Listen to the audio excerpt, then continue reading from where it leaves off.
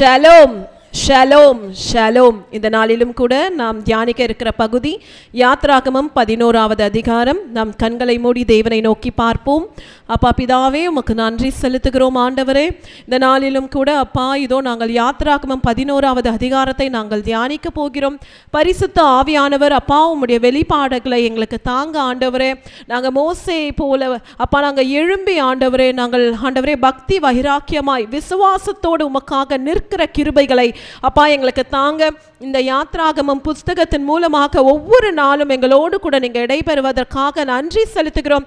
இன்னும் ஆண்டவரே அப்பா எங்களை நீங்கள் உங்கள் வார்த்தையினால் நீங்கள் பலப்படுத்த போகிற கிருபைகளுக்காக நன்றி செலுத்துகிறோம். சகல துதி கன மகிமை உமக்கொருவருக்கே செலுத்துகிறோம். இயேசுவின் ரத்தம் ஜெயம், இயேசுவின் நாமத்தினால் பிதாவே, ஆமென். ஹல்லேலூயா, ஷலோம். இந்த நாளில் கூட நம்ம யாத்ராகமம் 11வது அதிகாரத்தை நாம் எடுத்துக்கொள்வோம். இது மிகவும் சிறிய ஒரு அதிகாரத்தை உடைய ஒரு பகுதியாக இருக்கிறது. இதில் மொத்தம் 10 வசனங்கள் மாத்திரமே உள்ளது. ஆனாலும் கூட ஆண்டவருடைய வெளிப்பாடுகளை ஆழமாய் கொண்ட அதிகாரமாய் காணப்படுகிறது. ஹல்லேலூயா. இந்த நாளுடைய இந்த யாத்ராகமம் 11வது அதிகாரத்திற்கு நான் கொடுக்கிற தலைப்பு, Do not harden your heart before God. கர்த்தருக்கு முன்பாக உங்கள் இருதயத்தை கடினப்படுத்தாதிருங்கள் என்கின்ற தலைப்பை நான் கொடுக்கிறேன். இதை மொத்தம் 10 வசனங்கள் இருப்பதனால் நான் 3 பகுதிகளாய் நான் பிரிக்கிறேன். 1 to 3 வரைக்கும் faithful God keeps his word. ஆண்டவருடைய வார்த்தை, ஆண்டவர் கொடுத்த வார்த்தையை ஆண்டவர் எப்படி அதை நிறைவேற்றுகிறார், எப்படி அவர் உண்மை உள்ளவராய் இருந்து அதை செயல்படுத்துகிறார் என்பதை குறித்து நாம் பார்க்க போகிறோம். 4 to 8 வரைக்கும் faithful Moses firmly obey. மோசே எப்படி ஆண்டவருக்கு கீழ்ப்படிந்து அவன் விசுவாசத்தின் அந்த நிலையில் நின்றார் என்பதை குறித்து நம்ம பார்க்க போகிறோம். 9 to 10 வரைக்கும் ஈவில் ஸ்பிரிட் கோஸ் பேக். எப்படி அந்த எகிப்தியனுடைய அந்த தீங்கான அந்த ஆவிகள் ஆண்டவருடைய வார்த்தையின் படி அது செயல்படாமல் அது பின்மாற்றத்திற்கு போவதை குறித்து நம்ம பார்க்க போகிறோம். ஹல்லேலூயா. இந்த 11வது அதிகாரம் பார்த்தீங்கன்னா 10வது அதிகாரத்துடைய தொடர்ச்சியை தான் நம்ம பார்க்க போகிறோம்.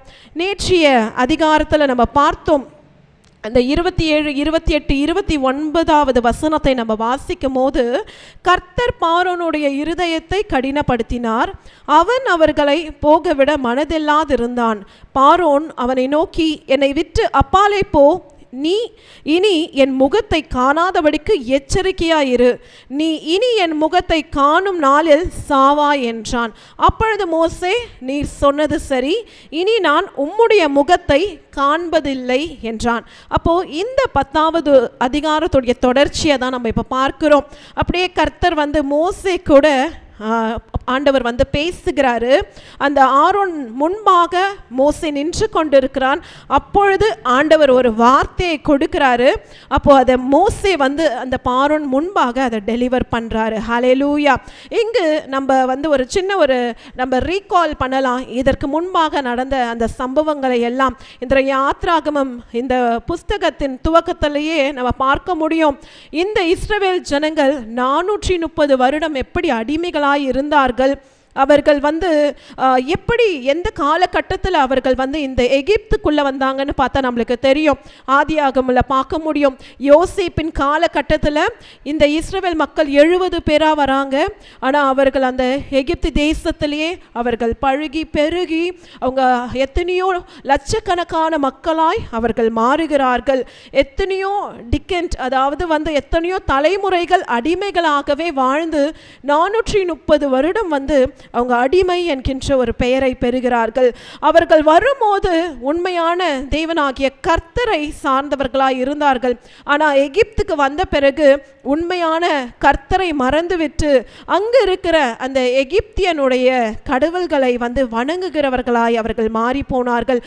அந்த எகிப்தின் கலாச்சாரியங்கள் மற்றும் அந்த எகிப்துடைய காரியங்களை கற்றுக்கொண்டவர்களாய் இந்த இஸ்ரவேலர்கள் மாறி போகிறாங்க. அப்போ உண்மையான தேவன் அவர்களுக்கு எபிரேய தேவனாகிய கர்த்தர் யெகோவா தேவன் இருக்கிறார் என்பதையே அவங்க மறந்து விட்டு அங்கு இருக்கிற எல்லாவற்றையும் வணங்குகிறவர்களாய் அவர்கள் மாறுகிறார்கள். ஆனாலும் கூட அவர்கள் அந்த வேலையின் நிமித்தம், அந்த சுமையின் நிமித்தம் அவர்கள் பெருமூச்சு விடும்போது கர்த்தர் அவர் செய்த உடன்படிக்கையை நினைவு கூறுகிறார். ஹல்லேலூயா. ஆபிரகாம், ஈசாக்கு, யாக்கோபுக்கு தேவன் செய்த உடன்படிக்கையை அவர் நினைவு கூர்ந்து இந்த இஸ்ரவேலர்களை மீட்டெடுக்கும்படிக்கு தேவன் அவருடைய காரியத்தை துவங்க ஆரம்பிக்கிறார். மோசே என்ற இரட்சகரை கர்த்தர் எழுப்புகிறார். ஹல்லேலூயா.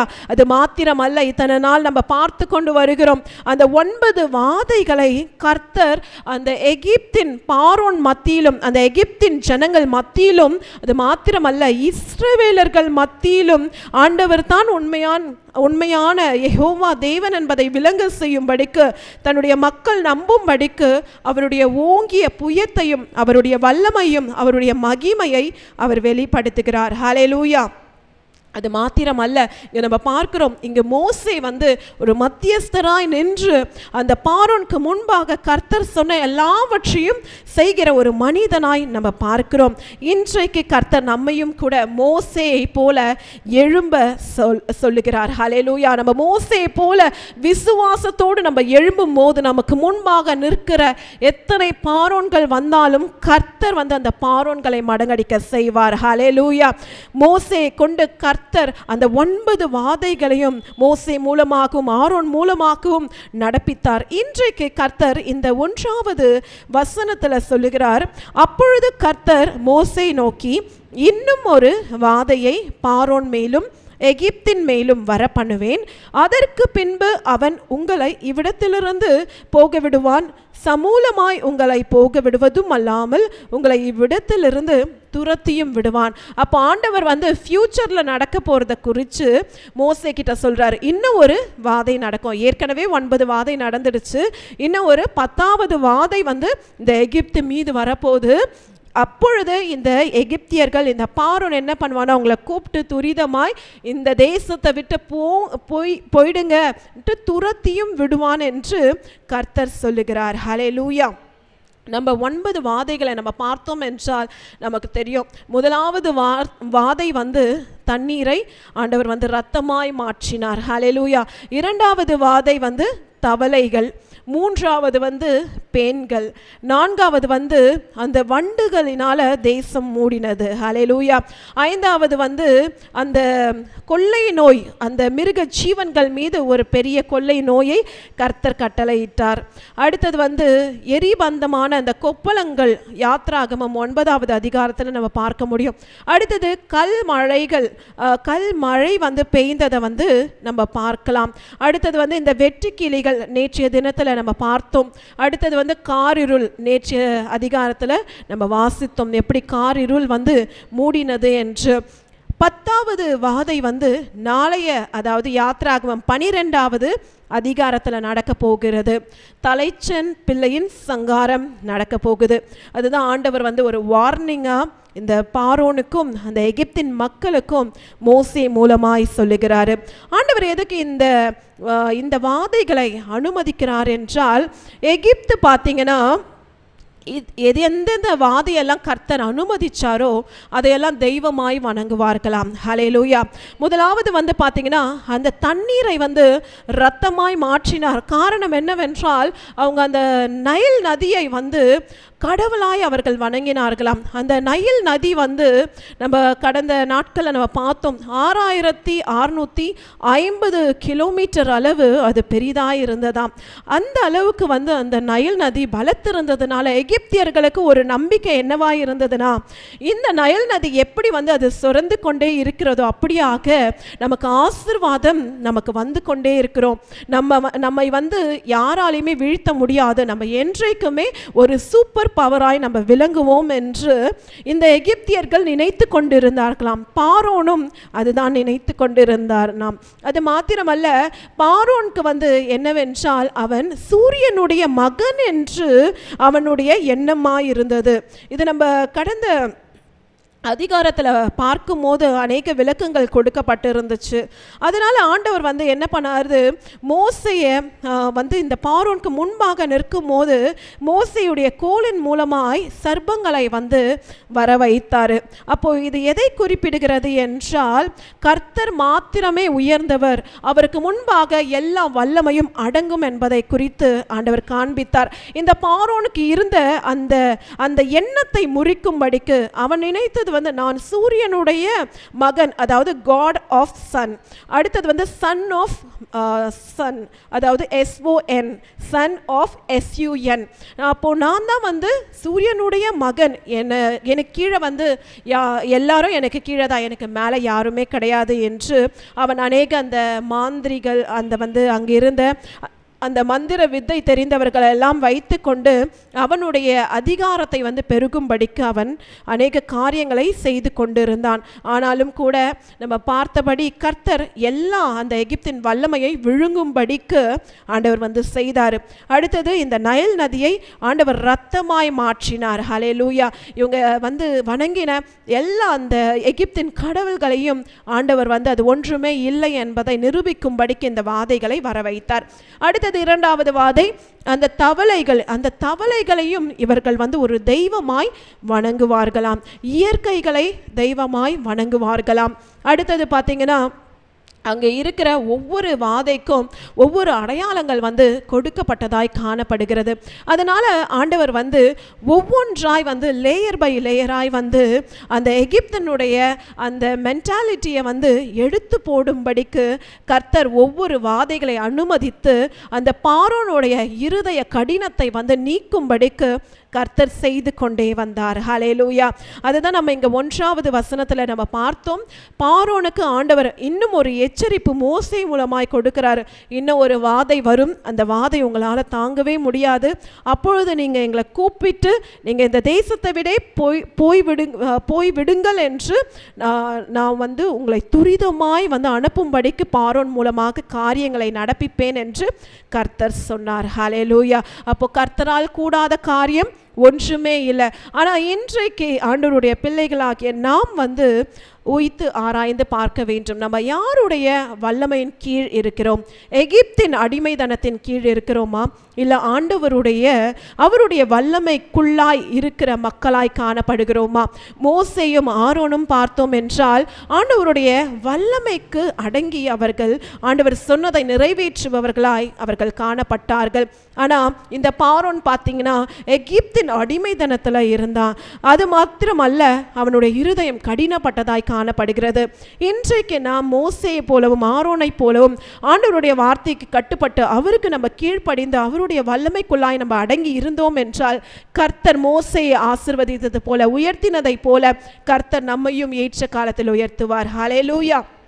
ஒருவேளை நான் வந்து நான் ஆண்டவருக்குள்ளே தான் இருக்கிறேன், ஆனாலும் கொஞ்சம் அந்த எகிப்தின் சுபாவங்கள் அப்பப்போ கொஞ்சம் எட்டி பார்க்கும் என்று சொன்னால், நம்ம இன்றைக்கு கர்த்தர் நம்மை பார்த்து சொல்லுகிறார், முற்றிலுமாய் அந்த எகிப்துடைய வல்லமையை விட்டு நம்ம வெளியே வரும்போது தான் நம்ம கர்த்தர் நமக்கென்று வைத்திருக்கிற அந்த கானான் தேசத்தை நாம் சுதந்தரித்து கொள்ள முடியும் என்று. ஹல்லேலூயா. கர்த்தர் இன்றைக்கு நம்ம அந்த எகிப்தை விட்டு கடந்து போகும்படிக்கு ஆண்டவர் நம்ம கிட்ட எதிர்பார்க்கிறாரு.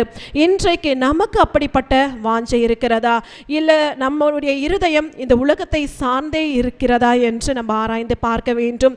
ஒருவேளை நம்ம வந்து இரண்டுத்துக்குமே ஊழியம் செய்ய முடியும் என்றால் அது முடியாத காரியம். ஒரு மனிதன் இருக்கிறான் என்றால் அவன் ஒரு எஜமானுக்கு தான் அவன் ஊழியம் செய்ய முடியும். அதுபோல ஒன்று நம்ம வந்து ஆண்டவரோடு கூட கனெக்ட் ஆகியிருக்க வேண்டும். இல்லை என்றால் நம்ம உலகத்தோடு கூட இருந்தால் அதற்கேற்ற விளைவுகள் நமக்கு வரும். இன்றைக்கு நம்ம ஆண்டவருடைய சமூகத்தில் நம்மளை அர்ப்பணிப்போம். முற்றிலுமாய் எகிப்தின் வல்லமையை விட்டு நம்ம தெய்வ சமூகத்திற்கு கடந்து வருவோம். தேவனுடைய வல்லமை கீழ் நம்ம வந்து அடங்குவோம் என்றால் கர்த்தர் நம்மை நிச்சயமாகவே ஆசீர்வதிப்பார். ஹல்லேலூயா. அடுத்தது 2வது வசனம். இப்பொழுது ஒவ்வொருவனும் அவனவன் அயலானிடத்திலும் ஒவ்வொருத்தியும் அவளவள் அயலாளிடத்திலும் வெள்ளி உடைமைகளையும் பொன்னுடைமைகளையும் கேட்கும்படிக்கு ஜனங்களுக்கு சொல்லென்றார். நம்ம ஏற்கனவே பார்த்தோம், இந்த ஜனங்களுடைய ப்ரொஃபைலே என்ன மாறிடுச்சு? அடிமைகள். இந்த ஜனங்கள் கூட வந்து வரப்போகிற அதிகாரத்துலலாம் சொல்லுவாங்க, மோசே கிட்ட ஆர்கியூமெண்ட் பண்ணும்போது, நாங்கள் எகிப்தில் நல்லா இருந்தோமே, நாங்கள் கொமட்டிக்காயை சாப்பிட்டு கொண்டு இருந்தோம், வெள்ளை பூண்டுகளை சாப்பிட்டு கொண்டு இருந்தோம், அவங்க வைத்த அந்த முட்கள், அந்த மீனுடைய முள்ளை நாங்கள் சாப்பிட்டோம். அப்போது இந்த ஜனங்களுடைய மென்டாலிட்டியே அடிமைகளாய் மாறிவிட்டார்கள். எஜமான் என்ன சாப்பிட்டுட்டு வைக்கிறாங்களோ அதுதான் அவங்க சாப்பிட முடியும். மிச்சம் மீதி இப்படிப்பட்ட காரியங்கள் தான் அவங்களுக்கு தெரியும். ஆனால் வந்து புதிதாக அவங்க யோசிக்கிற அந்த எண்ணம் இல்லாமல் இருந்துச்சு. அப்போ அந்த 430 வருடம் அவங்க வந்து வேலை செஞ்சாங்க இல்லையா, அதற்கான கூலி வந்து இதுவரைக்கும் அவங்க பெறவே இல்லை. ஆனாலும் கூட கர்த்தர் வந்து இங்கே சொல்கிறாரு, என்ன சொல்கிறாருன்னா, நீங்கள் எகிப்தை விட்டு புறப்பட்டு போகும்போது அவனுடைய அயலானுடைய சமூகத்தில் போய் அவன் வெள்ளி உடைமைகளையும் பொன்னுடைமைகளும் கேட்க வேண்டும் என்று, அதே போல் அந்தந்த வேலைக்காரிகளும் அவங்களுடைய எஜமாட்டிகளிடத்தில் போய் வெள்ளி உடைமைகளும் பொன்னுடைமைகளும் கேட்கும்படிக்கு சொல்லென்றார். அப்போ இந்த ஜனங்கள் போய் கேட்கும் போது அந்த எகிப்தியர்களுடைய கண்களில் கர்த்தர் வந்து ஒரு தயவை கட்டளையிட போகிறார். ஹல்லேலூயா. இது வரைக்கும் ஒருவேளை வந்து நாமும் கூட வந்து ஒருவேளை நம்மளுடைய ப்ரொஃபைலை நம்மளே வந்து லோவாக எடை போட்டு கொண்டு என்னால் எதுவும் முடியாது, நான் வந்து இவ்வளோதான், என்னுடைய குவாலிஃபிகேஷன் இவ்வளோதான் அப்படி என்று நினைத்தா கர்த்தர் சொல்லுகிறார், இல்லை, நான் உன்னுடைய ப்ரொஃபைலை நான் உயர்த்த போகிறேன். ஹல்லேலூயா, ஹல்லேலூயா. அது மாத்திரமல்ல, நான் வந்து உனக்கு வந்து ஒரு தயவை கட்டளையிடுவேன் என்று கர்த்தர் சொல்லுகிறார். அப்போ இந்த ஜனங்கள் போய் அவங்களுடைய எஜமான்கள் மத்தியிலும் எஜமாட்டியின் மத்தியிலும் அவங்க அந்த பொன்னுடைமைகளை வெள்ளி உடைமைகளை கேட்கும் போது அந்த ஜனங்கள் வந்து அப்படியே உகாரத்துவமாய் அவங்க கிட்ட இருக்கிறதெல்லாம் பாராமல் எடுத்து கொடுப்பார்கள். ஹல்லேலூயா. அப்போது அந்த ஜனங்களுக்கு கர்த்தர் வந்து ஒரு பெரிய டெலிவரன்ஸ் மாத்திரமல்ல, ஒரு பெரிய பிளஸ்ஸிங்கையும் கட்டளையிடுகிறார். ஹல்லேலூயா. அப்போ தேவ சமூகத்தில் நம்ம காத்திருக்கும் போது, அவரிடத்தில் நம்ம கிருபையை பெற்றுக்கொள்ளும் போது கர்த்தர் முற்றிலுமாய் நம்மளுடைய ப்ரொஃபைலை அவர் மாற்றுகிற தெய்வனாய் இருக்கிறார். ஹல்லேலூயா. கர்த்தர் சொன்ன எல்லா வார்த்தைகளையும் அவர் நிச்சயம் நிறைவேற்றுவார். அதுக்காக தான் நான் சொன்ன 1 to 3 வரைக்கும் கர்த்தர் சொன்ன வார்த்தையை அவர் உண்மையாய் காப்பாற்றுகிற தெய்வனாய் இருக்கிறார். அவருடைய வார்த்தைகள் ஒருபோதும் வீணாய் விருதாய் போவதே இல்லை. ஹல்லேலூயா. அடுத்தது நம்ம 3வது வசனத்தில் நம்ம பார்க்கிறோம், அப்படியே கர்த்தர் ஜனங்களுக்கு எகிப்தியரின் கண்களில் தயவு கிடைக்கும்படிக்கு செய்தார். மோசே என்பவன் எகிப்து தேசத்தில் பார்வோனுடைய ஊழியக்காரரின் பார்வைக்கும் ஜனங்களின் பார்வைக்கும் மிகவும் பெரியவனாயிருந்தான். ஹல்லேலூயா. கர்த்தர் அந்த ஜனங்களுடைய ப்ரொஃபைலை மாத்தல, மோசேயுடைய ப்ரொஃபைலையும் மாற்றுகிறார். ஹல்லேலூயா. மோசே வந்து பார்த்தீங்கன்னா அவருக்கு இருந்த பேர் வந்து ஒரு தேடப்பட்ட குற்றவாளியாய் அவர் காணப்பட்டார். ஏன்னா நம்மளுக்கு தெரியும், மோசேயுடைய வரலாறு நம்ம சற்று யோசித்து பார்ப்போம் என்றால், மோசேயை வந்து அவங்களுடைய பெற்ற தாயார் என்ன பண்ணுறாங்க, 3 மாதம் அளவு ஒளித்து வைக்கிறார்கள். அந்த எகிப்தின் சட்டத்தின்படி அதுக்கு மேலே வளர்க்க முடியல, ஏன்னா ஆண் பிள்ளைகளை அவங்க அழித்து விட வேண்டும் என்று எகிப்தில் ஒரு சட்டம் இருக்கிறது. அடுத்தது அவங்க வந்து என்ன பண்ணுறாங்க, ஒரு நாணல் பட்டியை உருவாக்கி அதில் மோசே அந்த 3 மாத குழந்தையை வைத்து அந்த நைல் நதியில் விடுறாங்க. அப்போது பார்வோனுடைய மகள் வந்து அந்த ஸ்நானம் பண்ண அந்த நைல் நதிக்கு வரும்போது அதை திறந்து பார்க்கும்போது அந்த குழந்தை அழுகிறது. உடனே வந்து அந்த குழந்தை பார்வைக்கு அழகாக இருக்கிறதே என்று அந்த குழந்தையை எடுத்து வளர்க்க ஆரம்பிக்கிறாங்க. நம்மளுக்கு தெரியும், மோசேக்கு சகல சாஸ்திரங்கள், அடுத்தது வந்து சகல வந்து எல்லா அந்த எகிப்தின் எல்லாவற்றையும் வந்து ட்ரெயின் பண்ணுறாங்க. அந்த சூப்பர் பவர் அடுத்த ராஜாவாய் மாறுவதற்கு என்னென்ன கற்றுக் கொடுக்க வேண்டுமோ அத்தனை போதனைகளும் அந்த மோசேக்கு கொடுக்கப்படுகிறது. ஆனால் 40 வயது ஆகும்போது அவன் ஒரு தவறு செய்கிறான். என்னவென்றால், அங்கு 2 எகிப்தியன் வந்து எபிரேயனை வந்து ஒரு கடினமான ஒரு தண்டனை கொடுத்து கொண்டிருக்கும் போது, அவன் வந்து அந்த மனிதனோடு போராட கொண்டிருக்கும் போது மோசே வந்து அந்த எகிப்தியனை கொன்று அவன் புதைக்கிறான். மறுநாளில் 2 எபிரேயர்கள் சண்டை போட்டு கொண்டிருக்கும் போது மோசே போய் அதை தடுக்கும் போது உன்னை யார் எங்களுக்கு ராஜாவாய் ஏற்படுத்தினார்? எங்களுக்கு தெரியாதா? நேற்றைய தினத்தில் நீ ஒரு எகிப்தியனை கொன்று புதைத்தாயே என்று சொல்லும் போது மோசே பயந்து அந்த 40 வயதில் மீதியான் தேசத்துக்கு ஓடி போகிறான். ஹல்லேலூயா. ராஜாவாய் வளர்ந்தவன் மீதியான் தேசத்தில் ஒரு ஸ்திரீயை திருமணம் பண்ணி கொண்டு சிப்போராலை ஒரு ஆடு மேய்க்கிறவனாய் மாறி போகிறான். ஆனாலும் கூட கர்த்தர் அவனை மறக்கவில்லை. ஹல்லேலூயா. அவனுக்கு வயது கடந்து கொண்டே போனாலும் கர்த்தர் 80 வயதில் மோசேயை ஒரு இரட்சகராய் உருவாக்குகிறார். ஹல்லேலூயா. அந்த வனாந்திரத்தில் கர்த்தரே அந்த மோசேக்கு ட்ரைனிங்கை கொடுத்து அவருக்கு என்னென்ன தாளந்துகள் தேவைப்படுகிறதோ அத்தனையும் ஆண்டவர் செய்து அவரை உருவாக்கி பார்வோனுக்கு முன்பாக கொண்டு போய் நிறுத்துகிறார். ஹல்லேலூயா. ஒருவேளை நம்ம மோசேயை போல என்று ஒன்றுமே இல்லை, எல்லாத்தையும் எல்லா ஆசீர்வாதத்தையும் நான் இழந்து விட்டேன், இன்றைக்கு நான் நெற்கதியாக நிற்கிறேன், இன்றைக்கு நான் மோசேயை போல என்னை தேடிக்கொண்டு இருக்கிறாங்க, எல்லார் பார்வையிலையும் நான் ஒரு அவப்பெயரை தான் நான் சம்பாதித்து வைத்திருக்கிறேன், எனக்கு ஒரு நல்ல பேரே இல்லை என்றால் இங்கு நம்ம பார்த்தபடி கர்த்தர் மோசேயுடைய பெயரை பெரியவனாய் மாற்றினாராம். ஹல்லேலூயா. மோசே என்பவன் எகிப்து தேசத்தில் பார்வோனுடைய ஊழியக்காரரின் பார்வைக்கும் ஜனங்களின் பார்வைக்கும் மிகவும் பெரியவனாய் இருந்தான். ஹல்லேலூயா.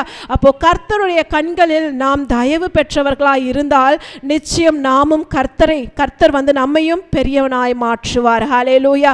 மனிதர்கள் பார்வையில் நம்ம அற்பமாய் எண்ணப்படலாம், உதாசனமாய் அவர்கள் எண்ணலாம், ஆனால் கர்த்தர் நிச்சயமாய் நம் தலையை நிமிர செய்வார். ஹல்லேலூயா. அதனால தான் அந்த ஜனங்கள் எகிப்தியர்கள் மோசேயை பார்க்கும் போதே ஓ இவர் தேவனுடைய ஊழியக்காரர், இவர் ஆண்டவருடைய வாயாய் இருக்கிறாரு என்று ஒரு பேர் பெற்றவராய் காணப்பட்டார். இஸ்ரவேலர்களும் மோசே என்றாலே ஒரு தலைவரை போல அவர்கள் எண்ணி மோசேயை பார்த்தார்களாம். கர்த்தர் மோசேயுடைய என்டையர் ப்ரொஃபைலையே ஆண்டவர் மாற்றிவிட்டார். ஹல்லேலூயா. இன்றைக்கு இந்த வார்த்தைகள் நமக்கு ஒரு தைரியத்தை கொடுக்கிற வார்த்தைகளாக இருக்கிறது. இதுவரைக்கும் நம்ம எந்த பேர் எடுத்திருந்தாலும் சரி, நம்ம கர்த்தருடைய சமூகத்தில் நம்மளை அர்ப்பணித்து அவருடைய சித்தத்திற்கு ஒப்பு கொடுப்போம், ஆனால் ஏற்ற சமயத்தில் கர்த்தர் நம்மை உயர்த்துவார். ஹல்லேலூயா. அடுத்த பகுதிக்கு நேராய் நம்ம கடந்து செல்லலாம். இரண்டாவது பகுதி 4-8 வரைக்கும் மோசே எப்படி அவருடைய விசுவாசத்தில் திடனாய் நின்று அவர் கீழ்ப்படிந்தார் என்பதை நம்ம பார்க்க போகிறோம். 4வது வசனத்தில் அப்பொழுது மோசே கர்த்தர் நடுராத்திரியிலே நான் எகிப்தின் மத்தியில் புறப்பட்டு போவேன். ஹல்லேலூயா. 5வது அப்பொழுது சிங்காசனத்தின் மேல் வீற்றிருக்கும் பார்வோனுடைய தலைப்பிள்ளைகள் முதல் ஏந்திரம் அறைக்கும் அடிமை பெண்ணுடைய தலைப்பிள்ளைகள் வரைக்கும் எகிப்து தேசத்தில் முதற் பேர் அனைத்தும் மிருக ஜீவன்களையும் தலையீற்று அனைத்தையும் சாகும் என்று உரைக்கிறார் என்று சொன்னதும் அன்றி. அப்போ இங்கே மோசே ஆண்டவர் சொன்னதை அப்படியே கம்யூனிகேட் பண்ணுறார். அவர் பயப்படவே இல்லை. மோசே நான் பார்வோனுக்கு முன்பாக இப்படி பேசுகிறனே, அவன் என்னை கொன்று விடுவானே என்று மோசே சற்றும் யோசிக்கவே இல்லை. காரணம், அவனுக்கு ஒரு தைரியம் இருந்துச்சு, என் கூட ஆண்டவர் இருக்கிறார், இதுவரைக்கும் என் ஆண்டவர் நடத்தி கொண்டு வந்தார், இனிமேலும் கைவிட மாட்டார் என்று. ஹல்லேலூயா. அப்பொழுது இன்றைக்கு நம்ம ஆண்டவருடைய பிள்ளைகளாக இருக்கிறோம். ஆண்டவர் நம்ம கூட அநேக காரியங்கள் நம்மோடு இடைபெற்று கொண்டே இருப்பார். அப்போது நம்ம அதை அப்படியே நம்ம மற்றவங்களுக்கு கம்யூனிகேட் பண்ணுகிற நபர்களாய் நம்ம இருக்கிறோமா? நம்ம கிட்ட மோசே போல அந்த திட நம்பிக்கை காணப்படுகிறதா? மோசேக்கு இருந்த அந்த நிச்சயம் நம்ம இடத்துல காணப்படுகிறதா? இன்றைக்கு நம்ம விசுவாசத்தை நம்ம வளர்த்து கொள்வோம்.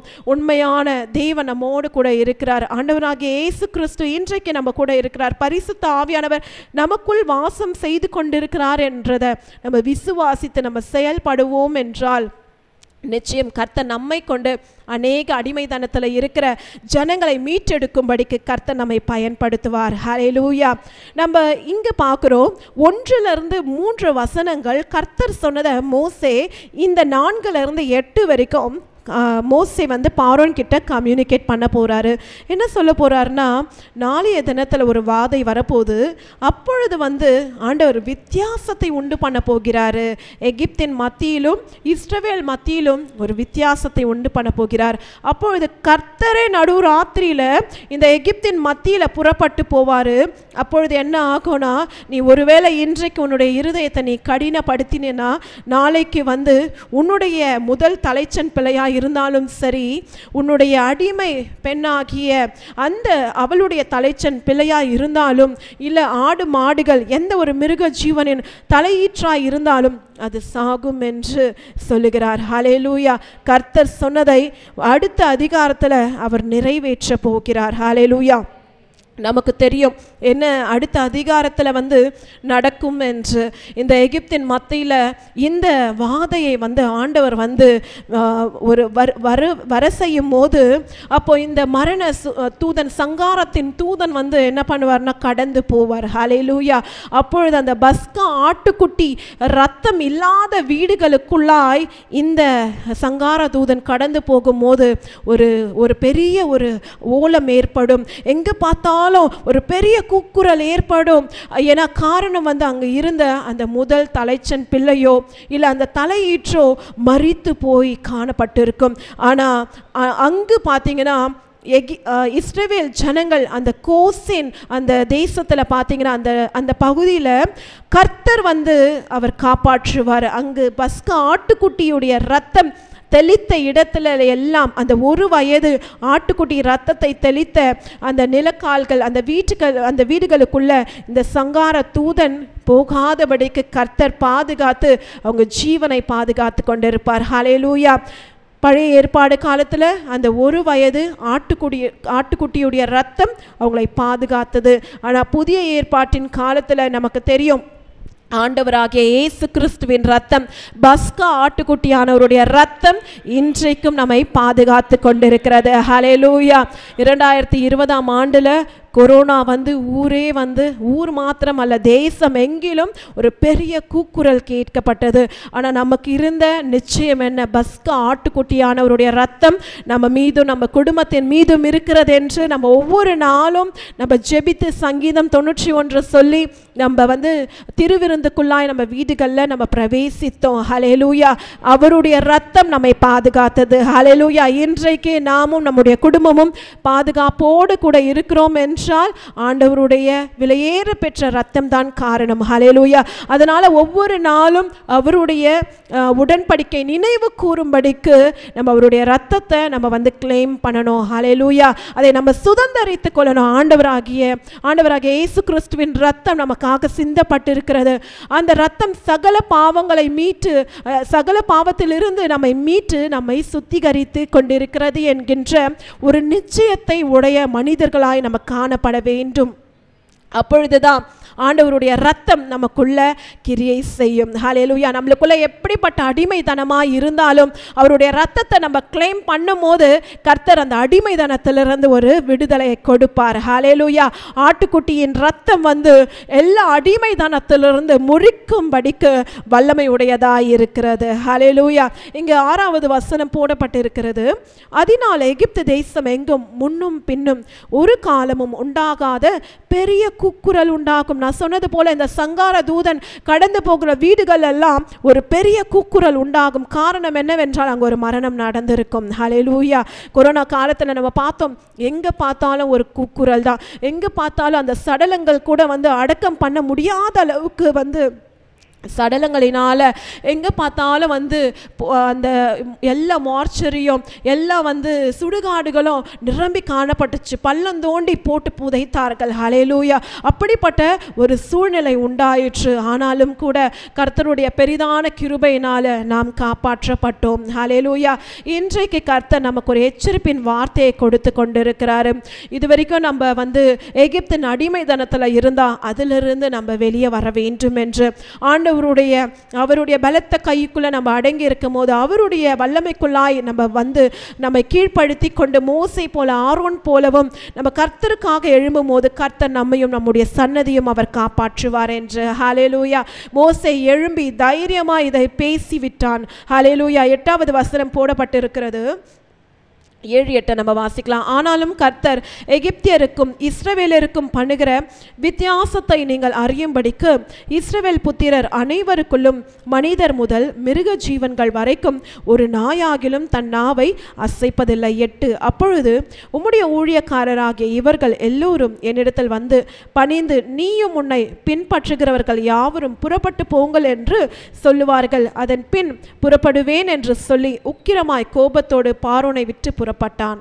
அப்போ மோசே இதுவரைக்கும் பார்வோனுக்கு முன்பாக வந்து பேசிக்கொண்டு தான் இருக்கிறாரு.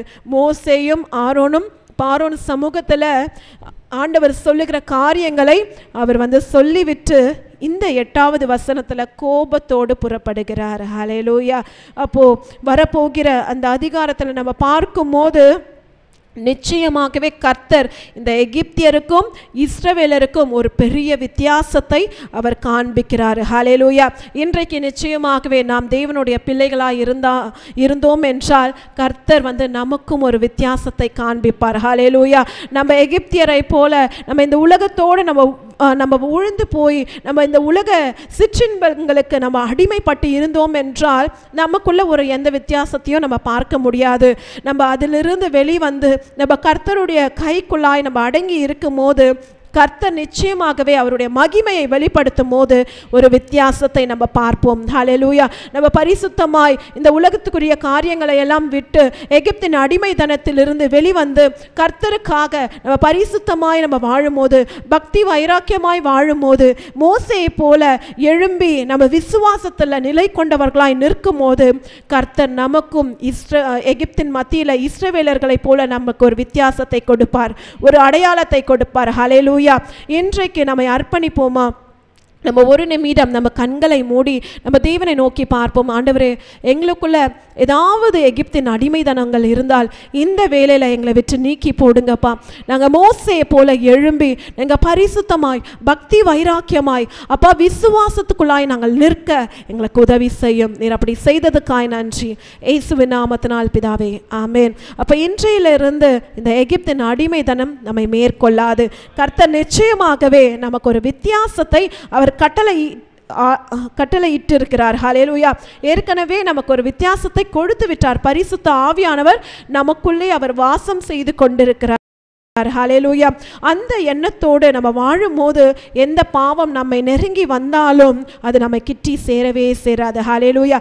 பரிசுத்த ஆவியானவர் நமக்கு ஒரு வார்னிங் சைனை அவர் கொடுத்து கொண்டே இருப்பார். ஹல்லேலூயா. இன்றைக்கு நம்ம மோசேயை போல அந்த விசுவாசத்திலும் நாம் வளர வேண்டும். நமக்கு முன்பாக எத்தனை சவால்கள் நின்றாலும் நம்ம அந்த சவாலை பார்த்து தைரியமாய் சொல்ல வேண்டும், கர்த்தர் என் பட்சத்தில் இருக்கிறாரு. எந்த விதமான சாத்தானுடைய சூழ்ச்சிகளும் நம்மை வீழ்த்த முடியாது என்று நம்ம மோசே சொன்னது போல நம்ம தைரியமாய் சொல்ல வேண்டும். ஹல்லேலூயா.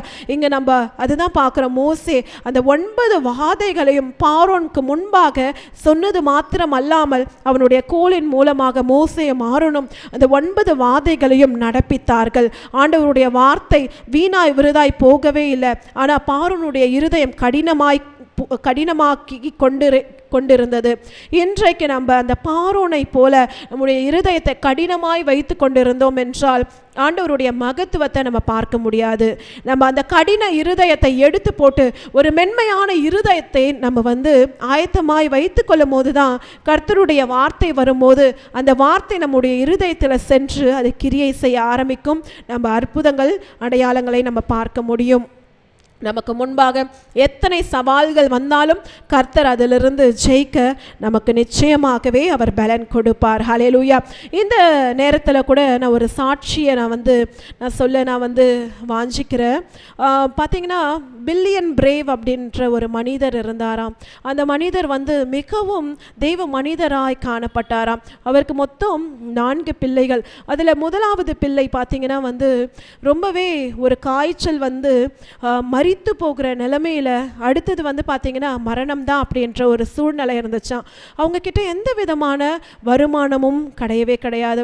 ஆனால் அவங்களுக்கு இருந்தது ஒன்றே ஒன்று தான், மோசேயை போல ஒரு அதிக விசுவாசத்தை உடைய மனிதனாக இருந்தாராம். அவங்க மனைவி என்ன சொன்னாங்களா, நம்மக்கிட்ட 2 பென்ஸ் அந்த காயின்ஸ் தான் இருக்குது, இதை நீங்கள் கொண்டு போய் ஒரு மருத்துவரை கொண்டு வந்து நம்ம பிள்ளைக்கு சீக்கிரமாக நான் வைத்தியம் பாருங்கள், இல்லைன்னா நம்ம பிள்ளை வந்து மரித்து போயிடும் என்று சொன்னாங்களாம்.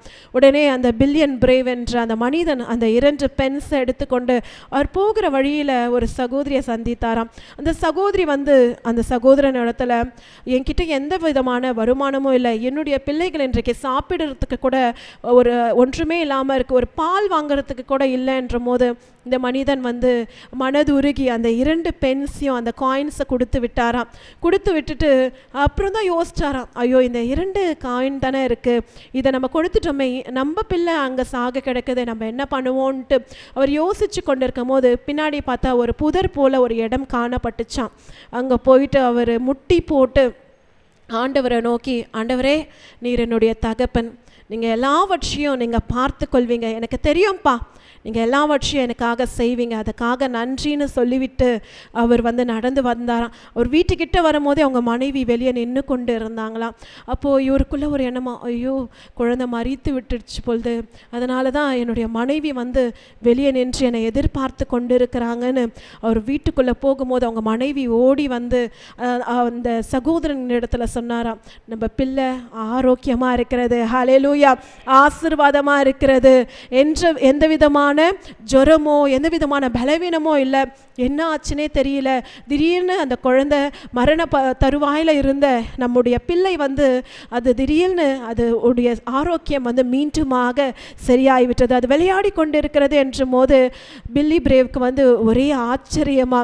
அடுத்தது வந்து இவர் சொன்னாராம், கர்த்தர் தான் மகனுக்கு சுகத்தை கொடுத்தாரு, நான் ஜெபித்தேன், நான் ஒன்றுமே சொல்லலை, ஆண்டவருக்கு நன்றி மாத்திரம் தான் நான் சொன்னேன், நீங்கள் என்னுடைய தேவைகளை பார்த்து கொள்வீங்க, நீங்கள் என்னுடைய தகப்பனாக இருக்கீங்க, நன்றி ஆண்டவரேன்னு சொன்னேன், ஆண்டவர் வந்து நம்மளுடைய பிள்ளைக்கு ஜீவனை கொடுத்தார் என்று. இன்றைக்கு அப்படிப்பட்ட ஒரு நிச்சயம் நமக்கு இருக்கிறதா? ஆண்டவருக்கு எல்லாமே தெரியும், நம்மளுடைய சூழ்நிலைகள், நம்மளுடைய காரியங்கள்லாம். ஆண்டவர் வந்து அந்த இஸ்ரவேலுடைய ஜனங்களின் பெருமூச்சின் சத்தத்தை கேட்டு ஆண்டவர் வந்து ஒரு மோசேயை எழுப்பினார். இன்றைக்கு நம்முடைய சூழ்நிலைகள் கர்த்தருக்கு தெரியாதா? நிச்சயம் தெரியும். நம்ம அவருக்கு நன்றியை மாத்திரம் நம்ம விசுவாசத்தோடு செலுத்தும் போது நிச்சயமாகவே கர்த்தர் எல்லாவற்றையும் மேற்கொள்வார், நமக்காக அவர் யுத்தம் செய்வார். நாம் அமர்ந்திருந்து தேவன் யார் என்பதை மாத்திரம் நம்ம பார்க்க போகிறோம். ஹல்லேலூயா. 9:10 நம்ம வாசித்து முடிக்கலாம். கர்த்தர் மோசேயை நோக்கி, எகிப்து தேசத்தில் என் அற்புதங்கள் அநேகமாகும்படிக்கு பார்வோன் உங்களுக்கு செவி கொடுக்க மாட்டான் என்று சொல்லியிருந்தார். நான் இதுக்கு ஒரு தலைப்பு கொடுத்திருந்தேன், அதாவது அந்த ஈவில் ஸ்பிரிட் கோஸ் பேக். அதாவது பார்வோனுக்குள்ளே என்ன இருந்துச்சு, ஒரு ஈவில் ஸ்பிரிட்டான காரியம்தான் இருந்துச்சு. ஒரு ஈவில் ஸ்பிரிட் இருந்துச்சுன்னா அந்த இடம் முழுவதுமாய் எப்படி ஒரு இருள் சூழ்ந்து காணப்படுமோ அப்படி தான் பார்வோனுடைய இருதயம் கடினப்பட்டு இருந்துச்சு. அங்கே என்ன நடக்கிறது என்பது தெரியாமல் அந்த பிசாசின் கிரியையினால் கட்டப்பட்டவனாய், அந்த மாந்திரிகத்தினால் கட்டப்பட்டவனாய் அவன் காணப்பட்டான். எகிப்து என்றாலே இன்னும் கூட வந்து அது எப்படிப்பட்டதாய் காணப்படுகிறதுனா டார்க்னஸ், இந்த ஃபோர்ஸ் ஆஃப் டார்க்னஸ் தான். அப்போது இன்றைக்கு வந்து கர்த்தர் அதை மீண்டுமாக துரத்தி விட போகிறாரு. அதுதான் ஆண்டவர் இந்த 9வது வசனத்தில் சொல்லி இருக்கிறாரு. கர்த்தர் மோசேயை நோக்கி, எகிப்தின் தேசத்தில் என் அற்புதங்கள் அநேகமாக இருக்கும், ஆனாலும் பார்வோன் வந்து நம்ப மாட்டான், அவன் செவி கொடுக்க மாட்டான். 10வது வசனத்தில் மோசேயும் ஆரோனும் இந்த அற்புதங்களை எல்லாம் பார்வோனுக்கு முன்பாக செய்தார்கள். கர்த்தர் பார்வோனின் இருதயத்தை கடினப்படுத்தினதனால் அவன் இஸ்ரவேல் புத்திரர் தன் தேசத்தில் போக விடவில்லை. ஹல்லேலூயா. அப்போ இன்றைக்கு நமக்குள்ள ஏதாவது டார்க்னஸ் இருந்துச்சுன்னா கர்த்தர் அதை விட்டு நீங்கும்படிக்கு ஆண்டவர் நம்மக்கிட்ட எதிர்பார்க்கிறார். ஹல்லேலூயா. இங்கு பார்வோன் முழுமையாக அந்த இருளின் அதிகாரத்தினால் கட்டப்பட்ட ஒரு மனிதனாய் காணப்படுகிறான். அதனால் எத்தனை அற்புதங்கள் அவன் கண்டாலும், எத்தனை வார்த்தைகள் அவனுக்கு நேராய் கடந்து வந்தாலும் அவனுக்குள்ள அது கிரியை செய்ய முடியாதபடிக்கு மாறினது. இன்றைக்கு நம்ம வாழ்க்கையில் கூட நம்ம அநேக சூழ்நிலையில் நம்ம கடந்து போய் கொண்டிருக்கலாம்.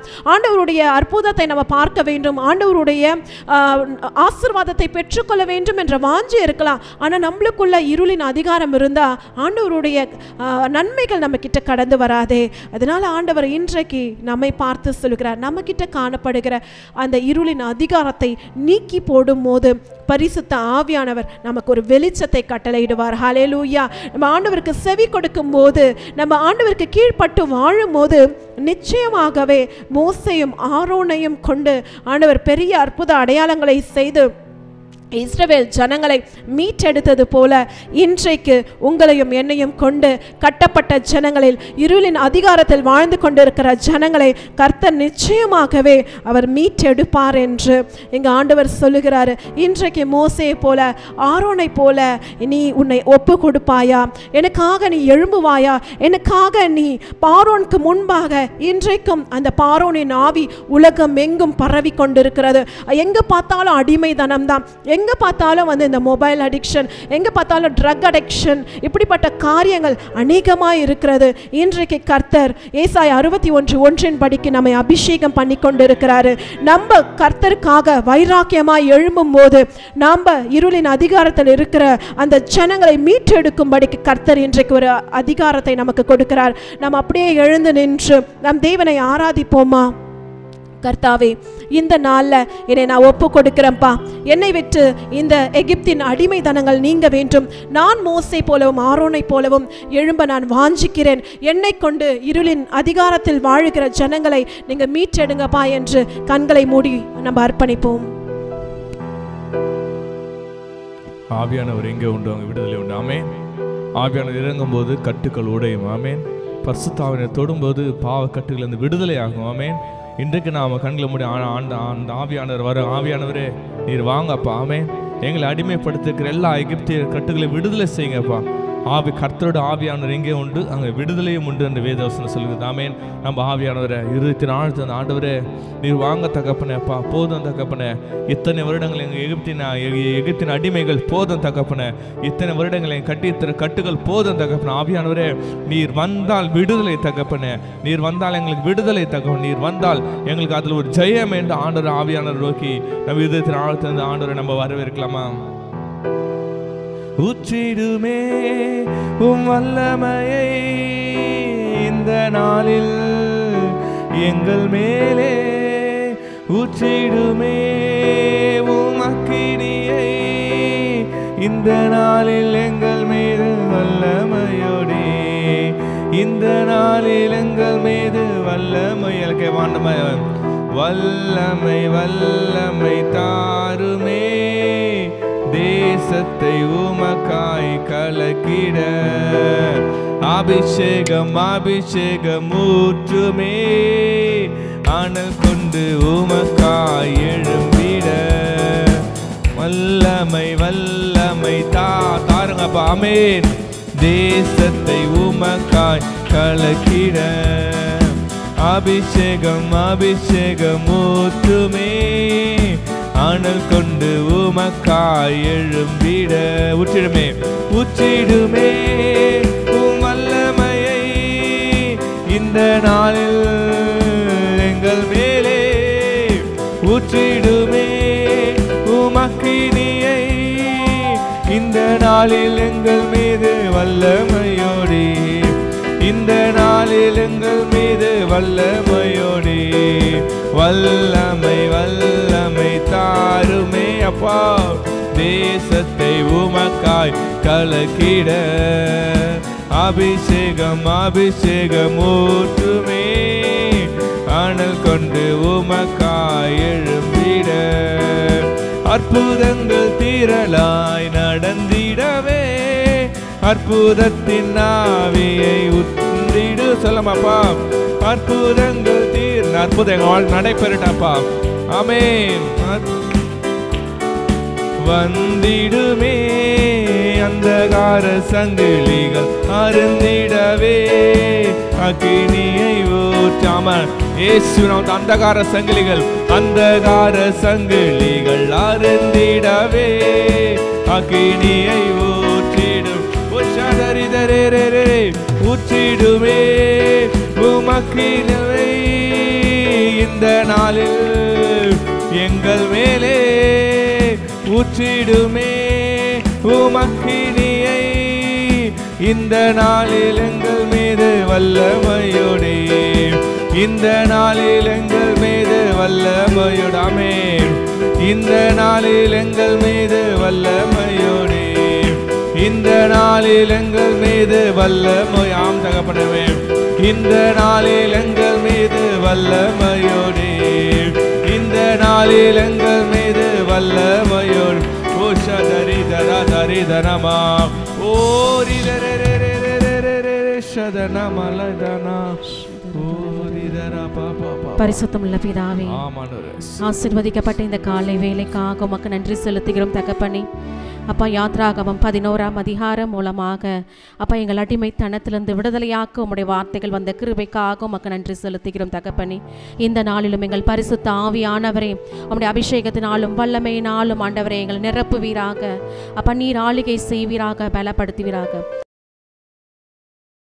பிதாவே. ஆமேன்.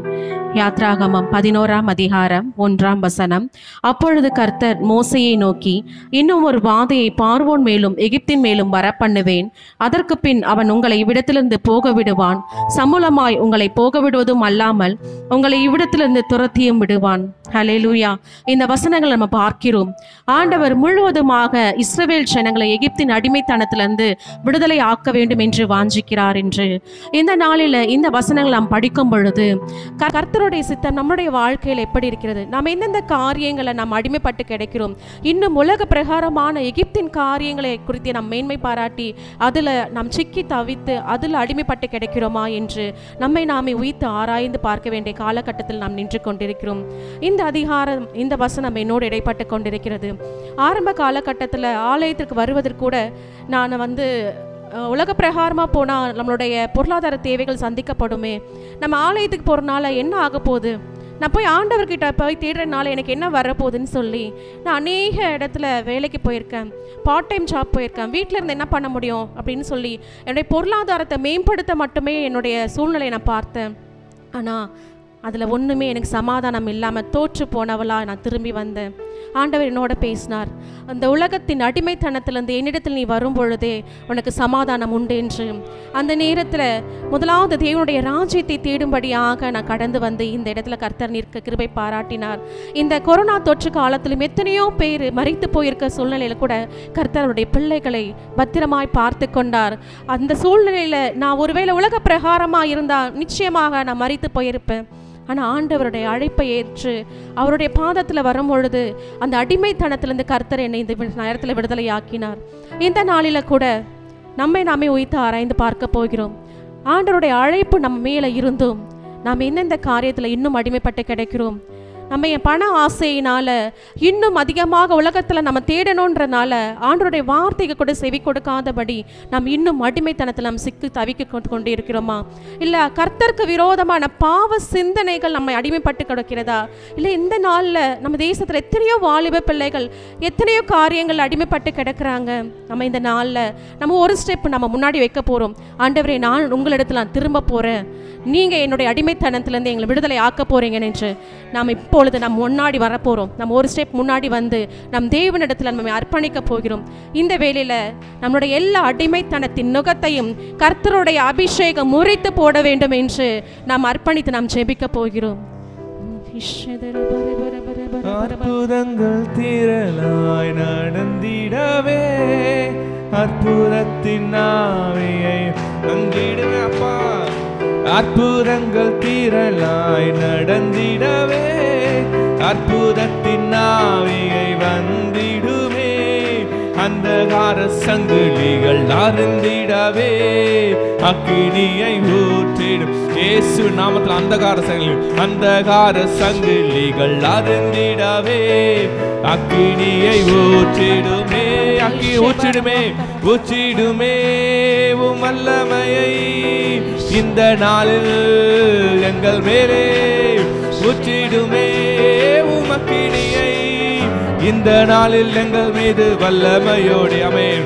இந்த நாளில் எங்கள் மீது வல்லமையோடு வல்லமை தாருமே, நேசத்தை உமக்காய் கலக்கிட அபிஷேகம் ஊற்றுமே, ஆனல் கொண்டு உமக்காய் எழும்பிட.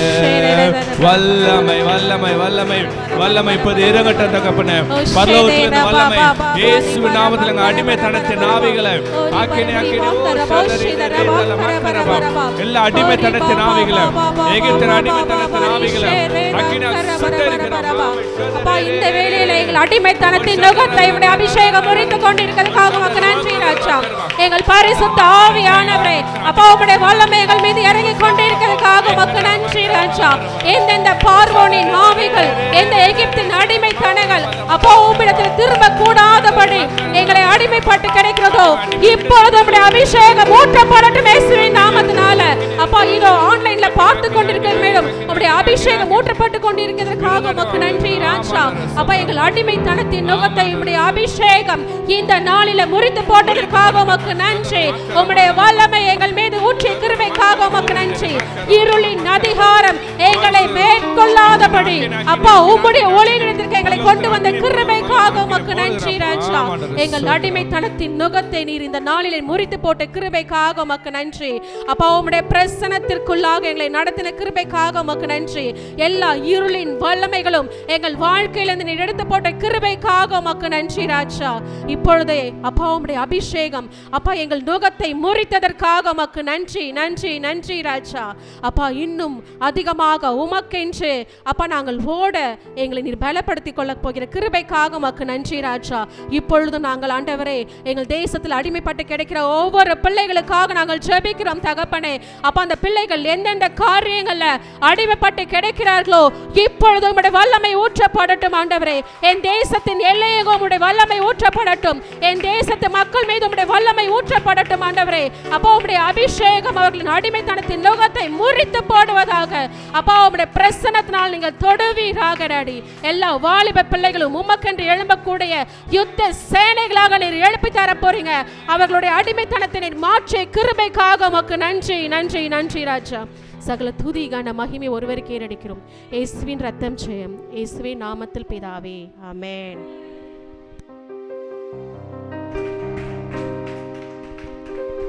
யாத்திராகமம் 11ஆம் அதிகாரம் 2ஆம் வசனம் 3ஆம் வசனம் நம்ம பார்த்தோம்.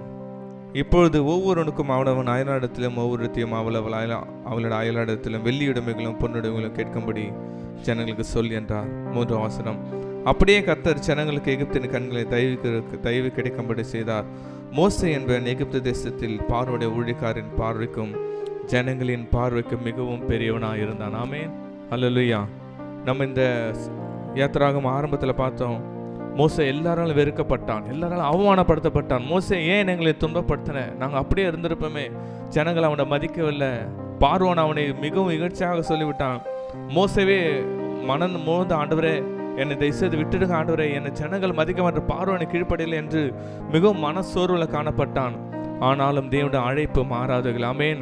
மோசேவை திரும்ப மோசே நீ போ, நான் உன்னோடு இருக்கிறேன், மோசே நீ போ, நான் உன்னோடு இருக்கிறேன் சொன்ன அழைத்த தேவன் இன்னைக்கு ஆண்டவர் அந்த விடுதலை கொடுத்திருக்கிறார். ஆமென். கொடுத்த அந்த எகிப்தியர் மக்கள் முன்பாக, பார்வோனுக்கு முன்பாக தேவன் அவனை பெரியவனாக வைத்தார். ஆமென். எல்லாரும் பார்த்து பயந்து, ஐயோ இப்படியாப்பட்ட மோசே, தேவனுடைய வல்லமை நிறைந்த மோசே, தேவனுடைய வாயாக இருக்கிற மோசே என்று அனைத்து கண்களுக்கு முன்பாக தேவன் அவனை மேன்மையாக வைத்தார். ஹல்லேலூயா. இன்னைக்கு ஒருவேளை நம்ம அந்த மோசை போல சோர்ந்து போயிருக்கலாம். ஆண்டவரே அப்பா, ஏன்ப்பா ஆண்டு இந்த ஊழியத்துக்கு அழைச்சிங்களப்பா, என்னை யாரும் ஏற்றுக்கொள்ள மாட்டேனப்பா, அங்கே ஊழியத்தை செய்கிற ஆண்டரே ஜனங்களை என்னை அவமதிக்கிறார்களப்பா, ஊழியத்தை செய்கிற இன்னும் எனக்கு மேன்மையிலேப்பா, நான் தயவுசெய்து ஊழியத்திட்டு போகிறேன்னு கூட சொல்லலாம். ஆண்டு சொல்ற மகளே, நான் உன்னோடு கூட இருக்கிறேன். ஆமென். எந்த அந்த வெட்கப்படுத்தின மக்களுக்கு முன்னாடி நான் அவனை மேன்மைப்படுத்தி வைப்பேன் என்று சொல்கிறேன். ஆமென். அவர்களுக்கு கண்களுக்கு முன்பாக, அவர்களுக்கு கண்களுக்கு முன்பாக உன்னை மேன்மைப்படுத்தி வைப்பேன் என்று இன்னைக்கு கர்த்தர் இன்னைக்கு நம்ம ஒருக்கம் சொல்கிறார். ஆமென். நம்முடைய தாய் சபை GS சபையில் போதுகிறம்மா சாட்சி சொல்லியிருக்காங்க. ஆமென். அவங்களுக்கு முன்பாக நம்ம ஊழியத்துக்கு சபை ஆரம்பத்துக்கு முன்னாடியே ஒரு சபையினுடைய போதகராக இருந்தாங்க. அங்கே ஆண்டவருடைய சத்தியங்களை சத்தியமாக போதிக்காத ஒரு பாரம்பரிய சபை சொல்லும்போது அந்த சபையை விட்டு அப்படியே வெளியே எல்லாரும் வந்து பாஸ்டமா வந்து வெளியே வந்து துரத்தி விட்டாங்களாம். நீங்கள் என்ன சத்தியத்தெல்லாம் சொல்கிறீங்க, ஆமேன், இது இந்த சத்தியெல்லாம் இங்கே சொல்லக்கூடாது, ஆமேன், ரொம்ப மனமும் வந்து ஆண்டவரே ஊழியத்துக்கு அழைச்சிங்களாப்பா, என்னப்பா அது சோதனை. ஆனால் இன்று அதே மலேசிய தேசத்தில் ஆமேன் 10,000 மக்களுக்கு விசுவாசிகளோட ஒரு பெரிய திருச்சபையை கொடுத்து அதே அந்த சிட்டியில் ஆண்டவர் நம்மளுக்கு பெரிய திருச்சபையாக நிறுத்தியிருக்கிறார். ஆமென். ஏன்னா ஆண்டவரோட அழைப்பு அது மாறாதவைகள். ஆமென். ஆண்டவரோட உண்மைகள் அது மாறாதவைகள். ஆமென். அல்லேலூயா. ஆண்டவருடைய அழைப்பு மாறாதால் தான் ஆண்டவர் இன்னாருக்கு நிறுத்தி ஆண்டவர் வைத்திருக்கிறார். ஆமென். அல்லேலூயா. இன்னைக்கு நம்ம கண்களை மூடி கர்த்தரை நோக்கி பார்க்கலாம். ஒருவேளை இந்த மோசை போல ஆரம்ப நிலையை போல நம்ம வாழ்க்கை இருக்கலாம். ஆண்டவரே இயேசுப்பா, என்னை ஊழியத்துக்கு என்ன குடும்பம் என்னை ஏற்றுக்கலப்பா, தகப்பனப்பா, நான் உங்கள் ஊழியத்தை செய்கிறேன்ப்பா, மக்களை என்னை ஏற்றுக்கொள்ளப்பா, நீங்கள் தானேப்பா சொன்னீங்க தகப்பன், நீங்கள் தானே முச்செடியில் தரிசனமாக பேசுனீங்களப்பா, உங்கள் சொற்படி கேட்டால் அந்த பார்வோனே எனக்கு கீழ்ப்படிய மாட்டானப்பா, என்னை விட்டு விடுங்கன்னு சொல்லலாம். ஆண்டவர் சொல்ல, மகனே வேண்டாம் மகனே, இன்னும் பொறுமையாக இரு, நான் உன் கூட இருக்கிறேன் மகனே, இன்னும் பொறுமையாக நான் கூட இருக்கிறேன். நான் அந்த வெட்கப்படுத்துகிற கண்களுக்கு முன்பாக உன்னை மேன்மையாக வைக்க போகிற காலம் இனி வரப்போகிறது. உன்னை அவமானப்படுத்துகிற மக்களுக்கு முன்பாக உன்னை மேன்மை காலம் வரப்போகிறது என்று ஆண்டவர் சொல்லுகிறார். நம்ம கண்களை மூடி கர்த்தரை நோக்கி, ஆண்டவரே இயேசுப்பா, உங்களோட சொற்படி கேட்க உதவி செய்யுங்க தகப்பனப்பா. நீர் ஆண்டவரே தகப்பனே தகப்பனே, உங்க செவிகளை கேட்க எங்க செவிகளை திறந்தருங்கப்பா. இன்னும் பொறுமையா இருக்க எங்களுக்கு பொறுமை நீ தாங்கப்பா. மோசையை போலப்பா உங்க சொற்படி கேட்க எங்களை உதவி செய்யுங்கன்னு சொல்லிட்டு ஆண்டு சப்தம் முடிந்தவரை முழங்கால் படிட்டு நம்ம கரங்களை உயர்த்தி, ஆண்டவரேப்பா என்னை உமக்கு அர்ப்பணிக்கிறப்பா. நான் கூட அநேக முறை ஆண்டவரே மோசையை போட நான் சோர்ந்து போயிட்டாப்பா, எனக்கு வேண்டாமே என்று நான் பின்னாக போக நினைச்சப்பா. ஆனால் நீங்கள் சொல்றீங்களாப்பா, மகனே நீ சோர்ந்து போகாதே. ஆமேனே, நான் உன்னை உயர்த்துகிற காலம் வருகிறது மகளே. உன்னை வெட்கப்பத்திர கண்கள் முன்பாக என்னை உயர்த்துகிற நேரம் வருகிறது மகளே. இன்னும் கொஞ்சம் பொறுமையான மகனே, இன்னும் கொஞ்சம் பொறுமையாக இரு. நான் உன்னோடு கூர்ந்து உன்னை பார்த்த கண்களுக்கு முன்பாக உன்னை மேன்மைப்படுத்துகிற காலம் வருகிறது என்று கர்த்தர் சொல்லுகிறார். ஆமாண்டவரே, கண்களை ஊற்றி, ஆண்டவரே இயேசுப்பா, நான் உங்களுக்கு அடிமை. ஆண்டவரே இயேசுப்பா, மோசை எப்படி உங்க சித்தத்தை செஞ்சானோ நான் செய்யறப்பா. எனக்கு எத்தனை அவமானங்கள் இருந்தாலும் பரவாயில்லப்பா, எத்தனை நிந்தைகள் இருந்தாலும் பரவாயில்லப்பா, அழைத்தவர் நீங்க இருக்கீங்கப்பா. எங்களுக்கு வாக்கு கொடுத்து அழைத்த தேவன் நீங்க இருக்கீங்கப்பா. நாங்க உங்களை மாத்திரம் நோக்கி பார்க்கணும். ஆண்டவரோட நம்ம கரங்களை உயர்த்தி, ஆண்டவரேப்பா உங்களுக்கு நாங்க அர்ப்பணிக்கிறேன்னு சொல்லிட்டு அர்ப்பணிக்கலாமா? இது நமக்கு ஆண்டவருக்கு இடைப்பட்ட நேரம்.